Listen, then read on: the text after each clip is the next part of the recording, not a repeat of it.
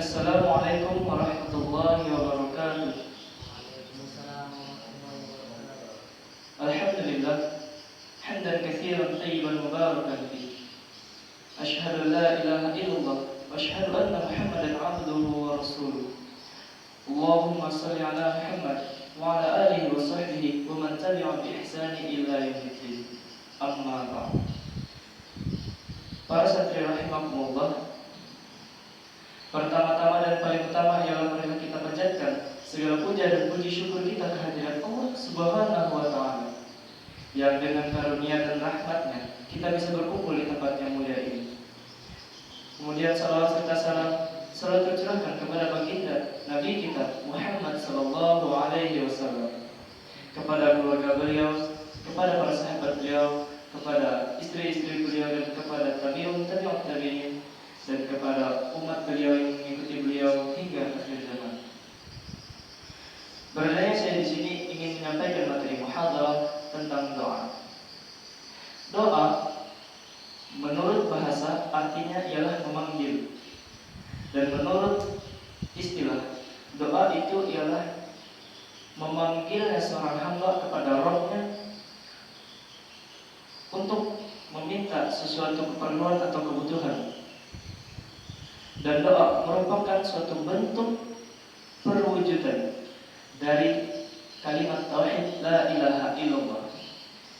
Dikarenakan ia mengetahui bahwa tiada ilah yang berhak disembah selain Allah, maka tiada pula yang berhak dimintai atau tiada pula yang bisa dimintai segala sesuatu kecuali hanya Allah Subhanahu wa taala.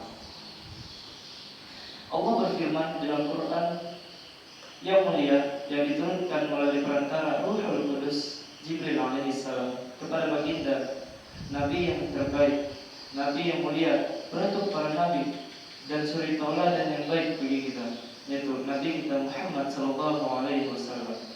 Allah Subhanahu wa taala berfirman, "Wa qala rabbukum ud'uni astajib lakum." Quran surah Ghafir ayat 60.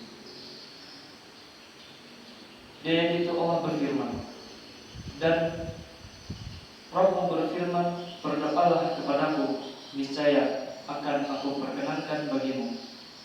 Allah berkata, berdoalah kepadaku, kata Allah, berdoalah, maka niscaya akan kuperkenankan bagimu. Dari ayat itu kita bisa mengambil bahwa di situ Allah telah berjanji kepada kita. Apa janji Allah? Yaitu akan diperkenankannya doa kita jika kita berdoa kepadanya. Akan tetapi sebagaimana yang disabdakan oleh Nabi kita sallallahu alaihi wasallam di dalam hadis yang diriwayatkan oleh At-Tirmidzi dan Ibnu Majah yang berbunyi, ad-du'a'u huwal ibadah. Doa adalah ibadah. Dan sebagaimana ibadah-ibadah yang lainnya tentulah memiliki tata cara, adat-adat dan sunnah-sunnah dalam mengerjakannya, sehingga amal ibadah tersebut dapat diterima oleh Allah Subhanahu wa taala. Mungkin kita pernah berpikir atau kita pernah bertanya pada diri sendiri, mengapa doa selama ini yang kita panjatkan kepada Allah belum diperkenankan oleh Allah Subhanahu wa taala? Mungkin dikarenakan cara kita meminta kepada Allah, sehingga Allah belum memperkenankan doa kita tersebut. Jadi bagaimana tata cara atau adat-adat dalam berdoa? Yang pertama ialah hendaknya atau disunahkan seseorang yang ingin meminta atau ingin berdoa kepada Allah untuk mengucapkan alhamdulillah. Kemudian memuji Allah dengan pujian-pujian yang baik, pujian yang indah, serta menyanjung nama-namanya yang indah, yaitu Asmaul Husna. Kemudian membaca salawat kepada baginda Nabi sallallahu alaihi wasallam. Mengapa kita harus membaca salawat? Dikarenakan Rasulullah sallallahu alaihi wasallam pernah bersabda, barang siapa yang berdoa kepada Allah tanpa menyebut, tanpa membaca salawat atasku, kata Nabi, maka doanya itu tergantung di antara langit dan bumi.